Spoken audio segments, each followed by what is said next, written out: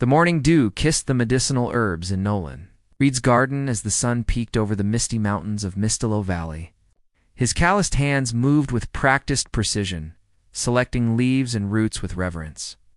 At 30 years old, Nolan had become the valley's most respected healer, though he carried the title with humility. Master Reed. A breathless child skidded to a halt at his gate. Old Myra's fever's worse. Ma says, "Come quick." Nolan nodded, gathering his worn leather satchel of remedies. "Tell your mother I'm on my way, Ellie." The Valley of Mistalo existed in peaceful isolation, separated from the kingdom of Luminara by dense forests and towering peaks. Few travelers ventured through the mountain passes, and fewer still stayed. The villagers preferred it that way, simple lives, untroubled by kingdom politics or the capricious whims of nobility. As Nolan treated old Myra with a tincture of willow bark and echinacea, the sensed eyes upon him. Glancing toward the window, he caught a glimpse of someone watching a stranger with curious violet eyes that seemed to glow in the shadow of a hood. When he looked again, they were gone. "You've got that faraway look again, Mira?" rasped, her wizened hand patting his. "Always searching the horizon, aren't you, boy?" "Just making sure we don't have unwelcome visitors," Nolan replied, though something about those eyes had stirred an unfamiliar feeling within him. Miles away, beyond the protection of mountain and forest, the royal palace of Luminara buzzed with preparation. Princess Veja's starlight paced her chambers, ignoring the array of exquisite gowns laid out for her inspection. "Your Highness, please," her handmaiden implored. "The selection ceremony is in 3 weeks. The nobles from every province will present their sons. You must choose your attire." "For a ceremony I've explicitly rejected," Veja said, her purple-hued skin catching the light as she moved. The Luminaran royal line descended from ancient celestial beings, their skin bearing the marks of their heritage in varying shades of violet. Veja's deep amethyst coloring was considered exceptionally beautiful, matched by intelligent eyes that saw far more than her advisors wished. "The Council of Elders insists." "The Council can insist all they want," Veja interrupted, "but our laws are clear. As heir, I have the right to choose my own consort." She gazed out her window toward the distant mountains. "And I won't choose someone who only sees my crown." That night, as her trusted guard Kira helped her into simple traveling clothes, Veja outlined her plan. "The old prophecies say the true ruler must know the heart of their realm," she explained. "How can I know it if I've never truly seen it?" Kira sighed. "And you believe your consort should be found among the common folk? The council will never accept it." "They'll accept what I decide," Veja replied, tucking her distinctive purple hair beneath the hood. "Our bloodline may be ancient, but our people's wisdom is what truly sustains Luminara. I need someone who understands that, someone who leads with compassion, not ambition." They slipped from the palace under cover of darkness. 2 hooded figures on horseback heading toward the mountain passes of Mistalo. 3 days later, Veja stood in the village square watching as Nolan tended to a young boy with a broken arm. His gentle hands worked swiftly, his voice steady as he distracted the child with stories of brave forest guardians. She observed how the villagers looked at him with respect untainted by fear. With affection earned through service rather than demanded by birth. "He's quite remarkable," Kira whispered beside her. "Yes," Veja agreed, unable to tear her gaze away as Nolan smiled, the warmth of it reaching his eyes. "He certainly is."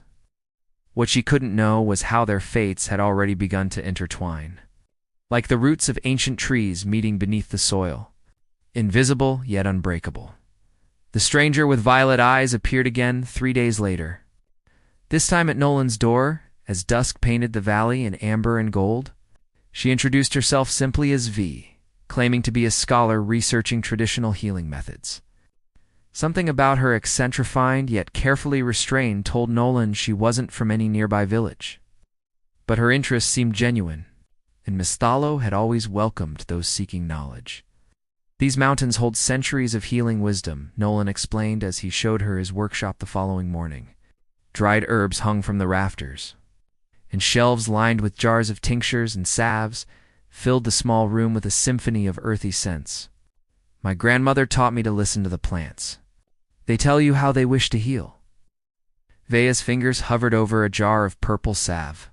And what does this one wish to do? That's nightshade and honey. It dulls pain when nothing else will, he said. Dangerous in the wrong hands, but merciful in the right ones. Like power, Veja murmured, then caught herself. Over the next week, V shadowed Nolan through his daily rounds. She watched him deliver a baby in the middle of the night, staying calm when complications arose. She observed how he treated the village elder with the same respect as the orphan children who ran wild through the meadows. Each evening, they shared a simple meal by his hearth, their conversations stretching into the night. Why healing? She asked one evening, the firelight dancing across her features. Most men your age seek glory or wealth. Nolan smiled wryly. Glory doesn't feed hungry children or ease an old woman's pain. As for wealth, he gestured to his modest cottage, I have everything I need. Veja studied him, remembering the jewel-encrusted suitors who had paraded before her throne. None had spoken of service with such natural conviction. You never speak of your home, Nolan noted, pouring her more tea. A shadow crossed her face. It's beautiful, but ... confined. Expectations weigh heavily there and here. He asked softly. Here I feel like I can breathe, she admitted. Their eyes met across the table, and something shifted between them. Recognition, perhaps, of kindred spirits despite their different worlds. The next day, while gathering rare moss from the cliffside, Nolan slipped. Vea's hand shot out with surprising strength, catching him before he fell. For a moment, her hood slipped back, revealing her purple-tinged skin and a strand of violet hair. Your Nolan began, his eyes widening. Just quick, she interrupted, hastily adjusting her hood, but the question remained in his eyes. That night, as a storm lashed against his cottage windows, Via arrived, drenched and shivering. As Nolan wrapped a blanket around her shoulders, his fingers brushed against her skin. The touch lingered, neither pulling away. You should know, he said quietly, that whatever you're hiding, whatever brought you to Miss Deluit, doesn't matter to me. Veja looked up, vulnerability in her eyes. How can you say that when you don't know what it is? Because I know who you are, he replied. I see how you treat others, how you listen, how you care. The rest is just ... details. ... Something broke inside her, then a wall carefully constructed over years of royal training. She reached for him, her fingers tracing the line of his jaw. Nolan's breath caught as he leaned into her touch. Their first kiss was tentative. A question asked and answered in the space between heartbeats. The second was anything but, carrying the weight of everything still unspoken between them. Later, as they lay tangled in each other's arms, Vea watched the firelight play across Nolan's sleeping face. She traced the contours of his shoulders, the strength in his healer's hands now gentle in repose. For the first time, she allowed herself to imagine a future different from the one laid out for her since birth. One where duty and desire might somehow align, in the royal palace. Kira maintained the fiction of the princess's secluded meditation retreat, but whispers of suspicion were growing. The selection ceremony loomed closer, and the council of elders grew restless. Find her, the High Elder commanded. The future of Luminara cannot be left to chance. Back in Misthalo, unaware of the approaching storm, Nolan and Veja walked through the spring meadows. Children ran to him with fistfuls of wildflowers, which he identified one by one, explaining their healing properties. You would be a wonderful father, Veja said softly.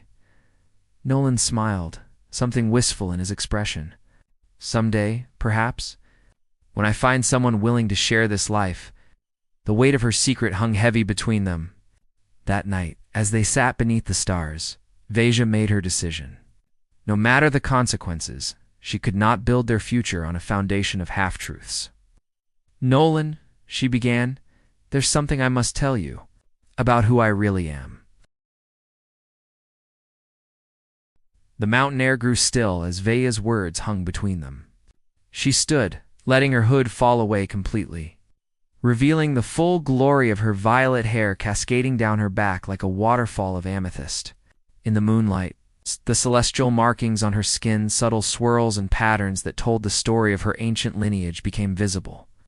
I am Veja Starlight, crown princess of Luminara and heir to the celestial throne, she said, her voice steady despite her racing heart. I came here seeking understanding of my realm, but I found so much more. Nolan remained seated, his expression unreadable as he absorbed the revelation. The silence stretched between them, filling with all the implications of her words. Say something, she finally whispered. You're the princess, he stated flatly. Not a question, but an acknowledgement that made everything between them suddenly complex. All this time, ... I wanted you to know me the real, me not my title, Veja explained, kneeling before him and taking his hands. Few see beyond the crown. And now? Nolan asked, his voice hoarse. What happens now, princess? The formal address stung, but she pressed on. In 3 days, I'm expected to choose a consort at the selection ceremony. Noble families from across Luminara will present their sons, men groomed since birth to stand beside the throne. Men like me, Nolan said with bitter irony. No, she insisted. Men nothing like you. Men who see power as a prize, not a responsibility. Men who've never healed a child or comforted the dying or given away their last meal to someone in need. Her eyes shimmered with intensity. That's why I'm asking you to return with me. Nolan pulled his hands away, standing abruptly. To what end? To be stared at? Whispered about. The common healer who caught a princess's fancy? To be my consort, Veja said firmly. My partner in ruling Luminara. Nolan laughed, the sound hollow. I'm a healer, not a king. I know nothing of politics or diplomacy or, people, she interrupted. Suffering and healing and what it means to serve rather than be served. Luminara needs that wisdom far more than it needs another power-hungry nobleman. He turned away, staring at the distant mountains. And what of Misthallo?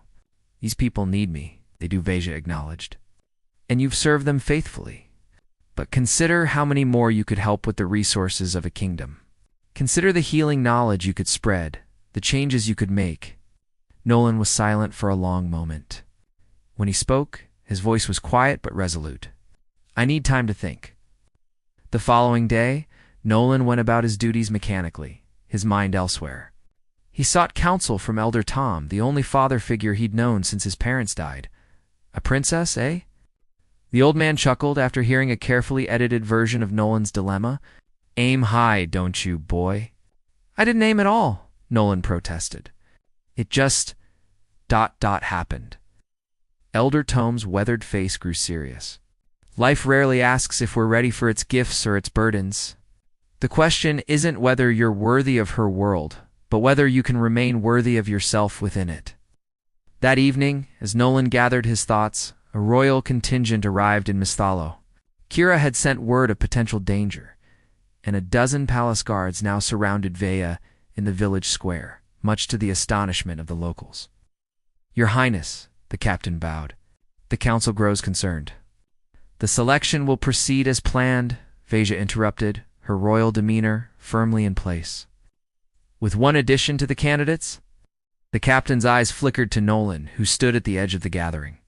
The council will never accept the council serves the crown, not the other way around, she said sharply. Then, softening, she approached Nolan.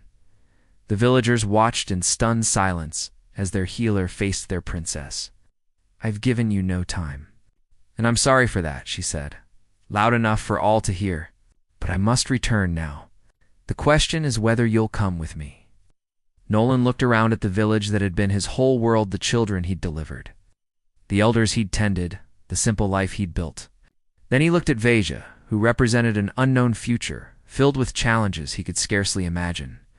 If I come, he said carefully, I come as myself a healer for Misthallo. Not as someone pretending to be worthy of royalty.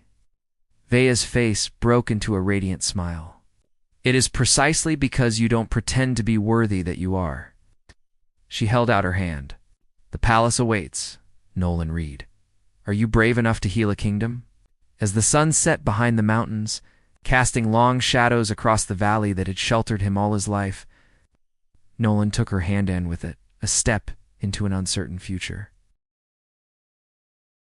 The palace of Luminara rose from the valley floor like a dream crystallized. spiraling towers of opalescent stone that caught the light and fractured it into 1,000 colors. As their procession approached, Nolan felt increasingly out of place in his simple healer's clothes, the weight of curious stares from the royal guard pressing upon him. "I'll adjust," Veja said quietly, noting his discomfort. "As will you, will I?" Nolan asked. Not entirely convinced, the royal court awaited their arrival in the grand hall. Cavernous space, where light poured through stained glass depicting the celestial ancestors of Luminara's royal line. Nobles and elaborate finery lined the walls, their whispers rising like a swarm of insects as Nolan entered alongside Princess Veja. "Your Highness," High Elder Malleus stepped forward, his ancient face a mask of diplomatic neutrality despite the shock evident in his eyes. "We rejoice at your safe return. The selection ceremony preparations await your approval." "Thank you, Elder Malleus," Veja replied with practiced grace. "May I present Nolan Reed of Mistallo Valley, Master Healer, and my chosen candidate for the selection." Out. The whispers turned to gasps. A nobleman with jewels dripping from his fingers pushed forward. "This is preposterous. The selection candidates are chosen from the ancient houses of Luminara, not from peasant villages." Nolan stood straight, refusing to be diminished. "And yet here I stand, Lord." "Lord Darius Blackwell," the man sneered. "Remember it well, Healer, for it is the house that will provide our princess with a worthy consort." "Enough." Veja's voice cut through the tension. "Master Reed stands as my invited candidate, as is my right by the ancient laws. Unless you wish to challenge the very foundation of our governance, Lord Blackwell." The nobleman retreated, but the hostility in the room remained palpable. That evening, Nolan was given chambers adjacent to the royal suite, an arrangement that sparked even more gossip. The rooms were opulent beyond anything he had imagined, with silken furnishings and a balcony overlooking the royal gardens. "How can I possibly belong here?" He wondered aloud as Veja joined him, having dismissed her attendants for privacy. "You belong wherever you choose to be," she replied, moving to stand beside him at the balcony.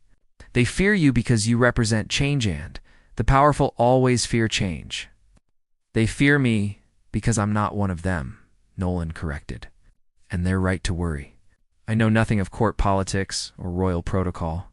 Veja turned to face him, her violet eyes intense in the moonlight. "Protocol can be learned. Integrity, compassion, wisdom, these cannot. You have qualities no noble title can bestow." She stepped closer. "And I have already chosen you, whatever ceremony they insist upon." Their kiss was different, hair-weighted with the reality of their circumstances, yet somehow more urgent. When they parted, Nolan traced the celestial markings on her cheek with tender reverence. "If I am to stand any chance in this selection," he said, "I need to understand what I'm facing." The next 3 days passed in a blur of preparation. Elder Malleus, surprisingly, became Nolan's reluctant tutor in court. Etiquette perhaps seeing the inevitability. Avea's choice and preferring to shape the outcome rather than resist. The princess is headstrong, the old man confided during a lesson on the complicated genealogies of Luminara's noble houses, like her mother before her. "But her instincts are rarely wrong. You don't seem as opposed to my presence as the others," Nolan observed. Malleus's ancient eyes crinkled.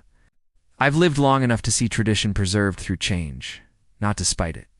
But make no mistake, the path you two have chosen will not be easy." The elder's words proved prophetic at the formal dinner the night before the selection ceremony, arranged among the noble candidates. Nolan found himself subject to thinly veiled insults and accidental spills that tested his composure. "Tell me, Healer," Lord Blackwell's son Cassius drawled loudly enough for the entire table to hear, "what cures do you recommend for presumption? It seems a particularly virulent disease in the peasant class these days." Before Nolan could respond, another voice cut in, a woman's, sharp with authority. "I recommend perspective. Lord Cassius." The entire table turned to see Queen Regent Isolda, Veja's mother, who had entered unannounced, often gained by service to those less fortunate than oneself. "Perhaps you might try it sometime." The table fell silent as the Queen Regent took her seat at the head, her calculating gaze sweeping over the assembly before settling on Nolan. "Master Reed," she acknowledged with a slight nod. "I've heard much about you, Your Majesty." Nolan bowed his head respectfully. "I hope at least some of it was favorable." A hint of amusement flickered across the Queen's severe features. "My daughter seems to think you worthy of consideration. That alone carries weight." She leaned forward slightly. "Though I wonder if you truly understand what you're aspiring to." "I aspire only to be worthy of her trust," Nolan replied honestly. "The rest is ... circumstantial." Across the table, Vea's eyes shone with pride. Later that night, as the palace settled into uneasy silence, Vea slipped into Nolan's chambers. Without words, they fell into each other's arms, their bodies expressing what words could not: the fear, the hope, the defiance of their unlikely union. "If you win tomorrow," Veja whispered afterward, her head resting on his chest, "everything changes." Nolan stroked her violet hair, now flowing freely around them both. "And if I lose?" She lifted her head, meeting his gaze with fierce determination. "Then we find another way. But I will not give you up, not for tradition, not for politics, not for anything." Dawn broke over Luminara with ceremonial trumpets announcing the selection day. In his chambers, Nolan was dressed in formal attire created hastily by the royal tailors, simpler than the other candidates but dignified, incorporating subtle elements of his healer's robes as he entered the ancient selection arena, circular space with tiered seating for the entire court, the other 5 candidates. Lord Cassius smirked confidently, while the others regarded Nolan with varying degrees of disdain and curiosity. High Elder Malleus stood at the center. "For 1,000 years, the selection has determined who shall stand beside our ruler. 3 trials: mind, body, and spirit. May the most worthy prevail." The first trial, mind, consisted of diplomatic scenarios presented by the Council of Elders, testing each candidate's judgment and wisdom. When Nolan's turn came, he faced a hypothetical border dispute with neighboring kingdoms. "I would first seek to understand the needs driving each kingdom's position," he answered, drawing on his experience mediating village disputes. Often conflict arises not from malice, but from unmet needs on both sides. His straightforward approach earned reluctant nods from several elders. Though Lord Blackwell scowled from his prominent seat, the second trial body was more challenging. Each candidate faced the captain of the Royal Guard in ceremonial combat. Not expecting to win against a trained warrior, Nolan focused instead on endurance, using techniques learned from treating injured hunters to anticipate and avoid blows rather than match strength for strength. Though ultimately disarmed, he lasted far longer than anyone expected, earning grudging respect from the guards and thoughtful murmurs from the crowd. As the final trial approached, Veja caught his eye from the royal dais, her expression a mix of concern and confidence. The spirit trial was traditionally the most unpredictable and the most revealing. The spirit trial commenced at sunset in the ancient Temple of Stars, where the ceiling opened to the twilight sky. Each candidate stood before the assembled court, illuminated by a single shaft of fading sunlight. "The final trial tests not skill or strength," High Elder Malleus intoned, "but the very essence of character, what one would sacrifice for Luminara, and what one would never surrender." Before each candidate appeared a small pedestal bearing a crystal that glowed with inner light. "Place your hands upon the truth crystal. It will reveal your deepest motivations to all." Lord Cassius went first, approaching with practiced confidence. As his fingers touched the crystal, it pulsed with amber light. His voice, when he spoke, seemed to come from somewhere deeper than his throat. "I seek the consort's crown for the glory of House Blackwell," the crystal voice declared. "With it, I would elevate my family above all others and ensure our dominance for generations." Murmurs rippled through the assembly, not of shock, but of acceptance. Such ambition was expected, even respected among the nobility. One by one, the other candidates revealed similar aspirations: power, prestige, advantage for their houses. The crystal glowed in shades of amber and crimson, seemingly satisfied with their honesty, if not their intentions. When Nolan's turn came, he approached slowly, conscious of the hundreds of eyes following his every move. He had no house to elevate, no ancestral ambitions to fulfill. What would the crystal find within him? His hands trembled slightly as they closed around the cool stone. Immediately, a sensation like cool water flowed up his arms and into his chest, searching, questioning. The crystal began to glow, amber or crimson, but a clear, piercing blue that illuminated his face from below. "I seek not power nor position," his crystal voice rang out, deeper and more resonant than he had ever heard himself speak.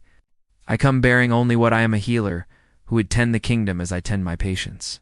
With care, with respect for the wisdom of the body, with the knowledge that sometimes healing requires change." The blue light intensified, pulsing with his heartbeat. "If chosen, I would remember always that a crown is not a right but a duty. I would remain as I am, a servant to those in need, now serving a wider circle. And I would love Veja Starlight not for her title, but for her heart that sees beyond appearances to the truth of things." As the final words echoed through the silent temple, the crystal blazed with sudden, blinding intensity, then settled into a steady, radiant glow unlike any color seen in the previous candidates. High Elder Milace's eyes widened slightly. "In 1,000 years of selections," he said quietly, "the crystal of truth has shown this color only 3 times. He turned to face the assembly. "The ancients called it the light of true service, the rarest quality in those who seek power." Veja stood from her throne. Descending the steps to stand before Nolan, the protocol dictated that she should wait until all trials concluded before approaching any candidate. But she had never been one to prize protocol over truth. "The trials have spoken," she announced, her voice carrying to every corner of the temple. "I recognize Nolan Reed of Mistalo Valley as my chosen consort." Lord Blackwell surged to his feet. "This is outrageous." "A commoner cannot what, Lord Blackwell?" Queen Isolde interrupted, rising from her own throne. "Cannot put the welfare of Luminara above personal ambition? Cannot speak truth without calculation? Cannot love my daughter for herself, rather than her crown?"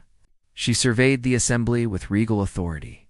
"I see no disqualification in any of these things. The nobility's resistance did not dissolve in an instant. Tradition ran too deep for such immediate acceptance, but the truth crystals.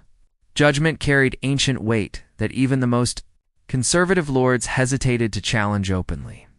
As the assembly dispersed into uncertain whispers, Veja took Nolan's hands in hers, heedless of watching eyes. "You shine even brighter here than you did in Mistalo," she said softly. "Only because you saw something in me that I could not see in myself," he replied. The weeks that followed brought rapid change. The royal wedding was scheduled for the spring equinox, but Nolan's integration into court life began immediately. Rather than attempting to remake himself in the image of nobility, he established a royal infirmary open to citizens of all ranks, bringing his healing knowledge to those who had never been able to afford such care. Each week, he insisted on traveling to different regions of Luminara, learning their specific ailments and remedies. Veja often accompanied him, continuing the journey she had begun when she first left the palace in disguise. Together, they created a new kind of royal presence, one that reached beyond palace walls into the daily lives of the kingdom. Not everyone approved. The old guard whispered of diminished dignity, of boundaries inappropriately crossed. But for every critic, there seemed to be 2 citizens whose lives had been touched directly by the unprecedented accessibility of their future rulers. "They're starting to see," Veja observed one evening as they returned from visiting a remote northern village where a mysterious illness had been claiming lives. Thanks to Nolan's intervention, the source-contaminated well water had been identified and resolved. "See what?" Nolan asked, still adjusting to the royal carriage after years of traveling on foot. "That true power isn't hoarded behind walls, but shared with those who need it most," she replied. "It's what I always believed, but you've helped make it real." 3 months after the selection, Nolan arranged a surprise for Veja, with Queen Isolde's blessing. He brought the entire village of Mistalo to the palace elders' children, and all for a celebration of healing traditions from across the kingdom. As Elder Tom taught noble children how to identify medicinal plants, and palace physicians exchanged knowledge with village healers, Nolan found Veja watching from a balcony, her eyes bright with emotion. "This is it," she said as he joined her. "This is what I dreamed of, two worlds, not just coexisting, but enriching each other." "It's only the beginning," Nolan promised, drawing her into his arms. "We have a lifetime to build bridges." It's on the morning of their wedding. As spring flowers carpeted the palace grounds, and citizens from every corner of Luminara gathered to celebrate, Veja found a small wooden box beside her ceremonial robes. Inside lay a simple healer's pendant carved from the wood of Mistalo's oldest tree. A note in Nolan's handwriting read, "To remind us both that before titles and ceremonies, before princess and consort, we are simply two people who found each other across all barriers. You saw me when I was invisible. I loved you before I knew your name. Whatever comes next, we face it together, healer and healer of realms." As they stood before the kingdom to exchange their vows, the last light of sunset caught the celestial markings on Veja's skin, making them shimmer like stars. Nolan, no longer awkward in his royal attire, but still unmistakably himself, looked at her with the same wonder he had shown in his simple cottage all those months ago. "I, Veja Starlight, choose you," she began, her voice clear and certain. "And I, Nolan Reed of Mistalo, choose you," he answered. The ancient vows continued, binding not just to people, but to visions of what leadership could be, one rooted in tradition and celestial heritage, the other in the wisdom of the earth and the healing of ordinary hands. As the ceremony concluded, Nolan whispered something that made Veja smile through tears of joy. Later, many would ask what words had passed between them in that intimate moment before they turned to face their kingdom as equals. She never revealed it, keeping that one thing private in a life that would belong so much to the public. But those closest to them suspected it was an echo of the truth that had brought them together, that greatness is not found in titles or birth, but in the courage to recognize it in unexpected places. And in the years that followed, as Luminara flourished under their shared vision, as healing houses opened in every province, as ancient divisions between nobility and common folk gradually dissolved into a new understanding of service, the story was told again and again of a princess who disguised herself to find truth, and a healer who never disguised himself at all. Of a kingdom transformed not by revolution, but by the quiet power of recognition, seeing worth where others saw only difference. Of two people who created a new world by believing, against all tradition and expectation, that love could bridge any divide if only given the chance to prove itself.